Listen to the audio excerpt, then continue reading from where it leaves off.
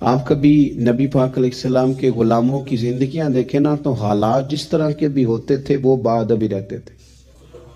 حضرت صدیق اکبر رضی اللہ تعالیٰ عنہ غار ثور میں ہیں اور ان کو سانپ نے ڈس لیا ہے۔ میری آپ تعریف کرتے ہیں، کہتے ہیں حضرت علامہ مولانا پیر صاحب فلاں صاحب خطیب صاحب امام صاحب، یہ سارے لفظ ہیں۔ خدا نہ خواستہ آپ کو پتہ چل جائے کہ میری پگڑی کا پیچھے جو شملہ ہے اس کو آگ لگ گئی ہے، تو اب آپ یہ تھوڑی کہیں گے کہ خطیب پاکستان اور مفکر ملت اور عالم بعمل جب تک چاہے ساری پگڑی جل جائے اور آگ آگے پہنچ جائے، آپ تو فوراً کہیں گے آگ آگ آگ آگ، اس کو بجھائیں، جلدی کریں، مولانا آپ کے پیچھے آگ، فٹافٹ۔ ایمرجنسی میں ادب تھوڑی قائم رہتا ہے۔ لیکن حضرت صدیق اکبر کے مقدس قدموں کو سانپ نے ڈس لیا ہے، اور اتنا زہر نے سرایت کی ہے کہ آنکھوں سے آنسو نکل آئے ہیں۔